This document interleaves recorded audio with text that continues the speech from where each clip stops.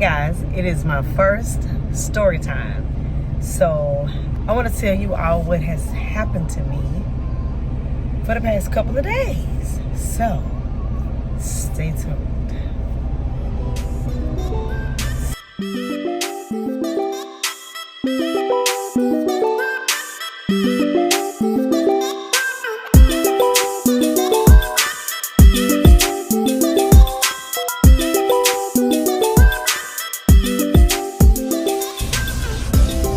Anyways, y'all know I was in PA. If you watched my last video, then you know I was coming out of Pennsylvania.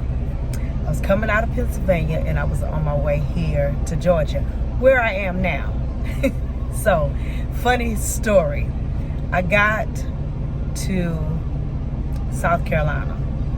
Now, I never, and if you don't know, and this is your first time watching, then welcome. And if not, and you already know, then you know that I'm from South Carolina. So on the way down to Georgia, coming from PA, I stopped right there at the Dunkin' TA. Guys, the disaster started taking place from right there. Stopped at the TA, but let me back up, because before I could even stop, my clock was running out. My fuel was, listen, if I had a blowed at my fuel tank, it would have been in the red. That's how close I was to E.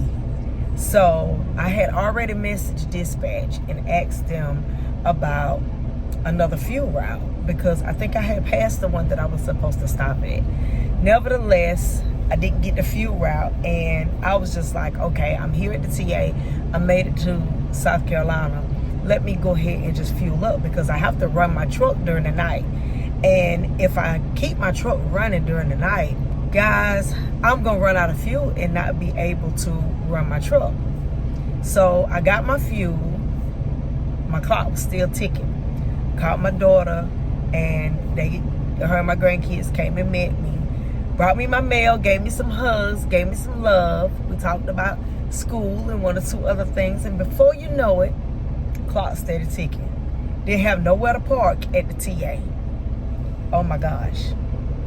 Y'all, a guy with like SWAT team clothes on came and knocked on my window and climbed up on my steps on my passenger side and was like, you're gonna have to move. And I wasn't the only one. It was about 5 to 10 trucks that was rerouting, leaving out of the parking lot, because there was just nowhere to park. And everybody was pretty much making parking spaces. So, first thing, I don't have no time on my clock. Second thing, I don't have no fuel. Now here we are with the third thing, I don't have anywhere to park. Okay, it's nighttime now. So the guy said, go over to the old Bojangles and park there. That's where a lot of trucks are parking. It is black dark, y'all. It's pitch dark outside. So I go over to the Bojangles to where he instructed me to go. Get over there, and there was 2 trucks going in the same direction when you first pull in. They were sitting right here in the same direction. Then there was another truck, looks like a horseshoe, where he was facing going out that way, right?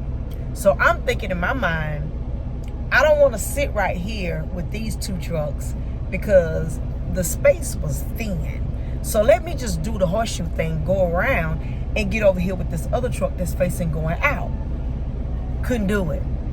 Soon as I pulled in, y'all, mud was everywhere. Mud was everywhere. I felt like I was in quicksand. My tires began to sink. I was like, wait a minute, how did these 2 trucks park? Comes to find out, when I actually was able to get my lights on the area, these 2 trucks was on pavement. And when I pulled in, I immediately pulled into the mud. So I tried to park anyway to kind of get away from where my tires were sinking in. Didn't work. I backed out. I said, okay, it's time for me to give Hirschback their props, because baby, I know how to drive this truck. And thanks to Hirschback for that, because what? Listen, I maneuvered that truck. I got up out of that hole, that mud, and I backed out of there, and then I headed out. My daughter was like, Mama, what you gonna do? My time was steady ticking now, but at least I did have a full tank of gas. So at this point, let's keep counting. My fuel was running low. My time was running low. I ended up with nowhere to park. Then I ended up getting stuck in the mud. I slung mud all over my truck, my tractor, my trailer. Everything was just muddy. I had never seen anything like it. And y'all, I got a pretty truck. I'm gonna have to show it to you. I got a pretty truck. I got a 2023. So my baby is fine. And she had no business with mud on her in no time. You hear me? Ooh, sweet baby Jesus. So I pull up out of there, still with no time. I go up to 90, and there was a business that had been not closed down, but they were getting ready to open, and they were working on the business. So I saw trucks parking in different business locations, and I'm thinking, okay, that's gonna be perfect. So boom, I pulled into this business, and I sat there, and I'm thinking, now my clock don't reset until 10 in the morning. Y'all, I slept good that night. I was tired. I had to maneuver it. I had to pull this truck up out the mud. It wasn't me. It was Jesus. He reached down with his hand and grabbed this truck and snatched it out the mud. Because I wasn't able to do that. But anyway, and I did just take the credit for it. But nevertheless, it was God. So, ended up parking, going to sleep. Y'all, I heard this boom, boom, boom, boom, boom on my sleeper cab window. Now, he didn't knock on my door, so he must have known all about trucks. He was knocking on my sleeper cab window. So I hopped up, peeped out the curtain. I said, yes, sir. He started cussing me out. Move this effing truck off my effing property and blah, blah, blah, blah, blah. I said, oh, God. Y'all, my first instinct was get myself together and explain. So I got out of the truck and I apologized. I said, sir, I'm sorry for parking on your property. Although I was running out of time, before I could even finish, he told me he didn't give a F. He want me to get my SHIT and get the F off of his property. Oh, y'all, that's a whole nother issue that was added to my already issues. So I said, okay, I cannot start my clock. I didn't know how to do the personal conveyance. So I drove 3 miles per hour so that my clock wouldn't reset to the TA. Now let's go back. We're going to count again, okay? I'm running out of time. I'm running out of fuel. Nowhere to park. I get stuck in the mud. Then I turned around and got cussed out. Now I got to drive 3 miles per hour back up to the TA the next morning. I get to the TA and I was just like, woosah. I took me a shower. I cleaned up my truck. Now listen, I took my safety button out of the truck and went into the TA to take my shower. My brain was so scrambled. I forgot that I removed my safety button. I'm gonna show you my safety button. This is my safety button, okay? I forgot that I pulled the security button out of the truck to go in and take my shower. Guys, I went in to take my shower, came back out. I was feeling rejuvenated. I had prayed, I had talked to the Lord, I cried, I got it all out. And then I came back and I got on the truck and went to start it. And the truck wouldn't start. Now listen, y'all already see, I got a microwave right here. I got a mini refrigerator right here. Now that has nothing to do with the refrigerator that actually came on my truck. Then around this refrigerator, I have a 32-inch TV. So I don't know if you can see it or not, but I've got a 32-inch TV right here. Listen, I'm thinking I done blew a fuse. I'm thinking my inverter is dead again because I just got my inverter replaced. So, because I forgot to turn it off before I went into the terminal. When I came back out, it was dead. Nevertheless, I ended up thinking that my battery was dead. I called TA and there was nobody there until 3 hours. I called Pilot, nobody there for 3 or 4 hours. I called Speedco. There was nobody there at all. So that's when I called Roadside. I was like, okay. I called Roadside and they told me, we would have done the same thing that you just did. If you didn't get any results, we're not going to get any results. So we suggest that you go ahead and get in line to get your battery jumped. I said, okay. I was kind of frustrated, but I had just prayed. And so, remember, glass half full, right? I had just prayed and I was feeling good. So I said, okay, not a problem. I'll wait.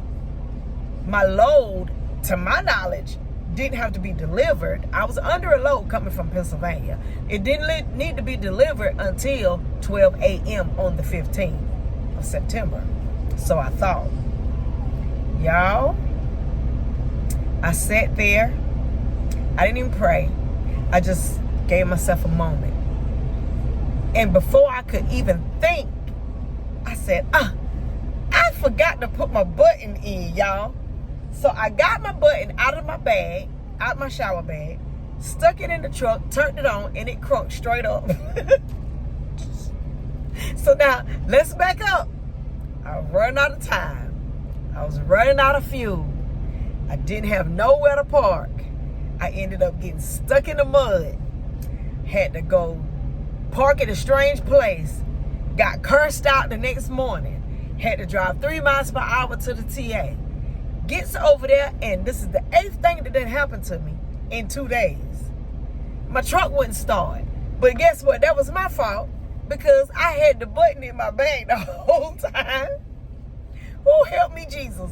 So after I got my truck started, I was like, okay, now I need to get over here to the Blue Beacon and get my truck and my trailer washed because I wasn't going nowhere with that mud all over the trailer, the tractor, my tires, my landing gear, the mud flaps, everything. So I said, let's get on over here to the Blue Bay because I like to take care of my stuff, y'all. I'm going to take care of everything that's in my possession. So I went over there, got in line, washed my truck. Truck was shining. Woo! She's still shining. Don't get me wrong. Baby's still shining. So I pull out and I hightail it to Georgia because I know that the traffic is getting ready to be something. I left South Carolina at 2 p.m. I was thinking I could get through Atlanta before the traffic. No. I was stuck in traffic for about an hour and a half on the way to Georgia. I get to Georgia and I'm like, woosah, all over again. So I goes to the Walmart and I grabbed all my containers.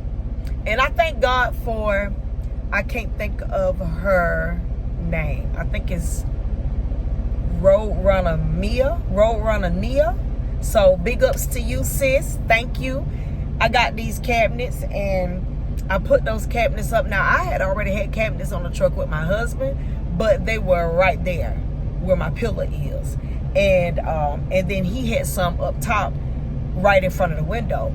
And they were a little flimsy. So I like what Roadrunner Nia did. And so I'll attach her channel somewhere, maybe right here. But thanks, sis, once again. I went and got those same cabinets and did the same thing that she did. And so that way I was able to do that while I wait until my load delivered. Y'all, I immediately went over there about 10:30. I'm in the wrong place. GPS done took me to the wrong place. The address was right, but they was somehow routing me to a little mom and pop shop. It's dark, it's black dark, it's 10:30, 11 o'clock at night. I'm around there looking for this place.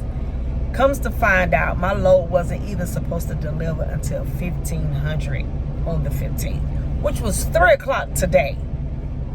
Y'all, now there's gonna be nowhere for me to park, because my intentions was to leave the Walmart, go to my destination, and park overnight. That way, I would be there at 12 a.m. Once they unload me, I was just going to stay there until the next day. I get a load and then come on out. It didn't work that way. It didn't work that way. Oh, my gosh. My load didn't deliver until 3 p.m. today. I dropped the load, and now I'm back at the same place where I had to come to last night. Let me back up, because last night I came to the Loves and it was jam-packed. It was so packed. It was packed like sardines, kind of packed. So I had to make another parking space, which I wasn't the only one making parking spaces. Everybody was doing it, and I felt safe. You know, and even Douglas said the same thing. You are sandwiched in, so I feel okay.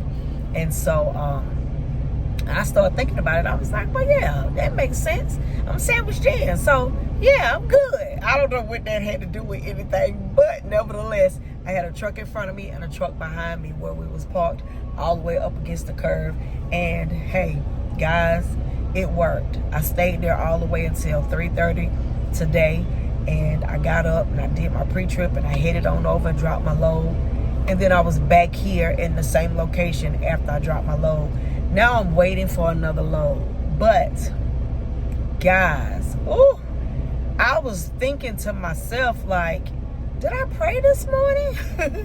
I was thinking, what is going on? Did I miss a beat? What happened? I felt like I left out something. I don't know. But y'all, I did pray. I'm always anointing myself in my truck, and I'm praying that, for God's protection and his hand of power and authority to carry me, and his angels to cover me. And oh my goodness, I'm thinking I must have left something out, because wait a minute, something ain't right. So once again, just to cap everything off, give it all to you in a nutshell, and then I'm out. I was running out of time all the way from PA. Clock steady ticking. I was running out of fuel. If I had a blowed at my fuel tank, I would have been in the red. I got to South Carolina, nowhere to park. Ended up having to park in the mud. I didn't even park in the mud. I got stuck in the mud.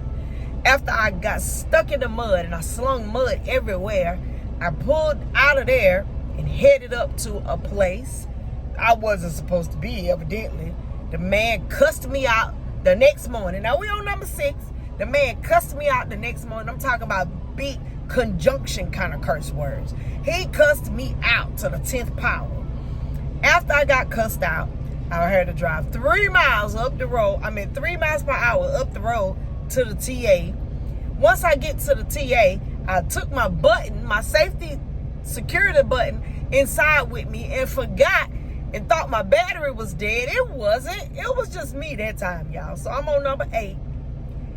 Got all the way to Georgia and thought my load was delivering in one place. I'm in a completely different place. I ain't had no business. And number 10, the load did not deliver at 12. It delivered at 3. Oh, y'all, I don't know. But what I do know is that was it. That was the last straw. The devil done had his fun with me, and it's over with. Y'all, it's TanyaGibsonSmith. If you are new here, welcome. And if not, then welcome back. Thank you for staying all the way to the end of this video. I appreciate you guys. I love you guys. And y'all pray for me out here on this road. Because, God bless.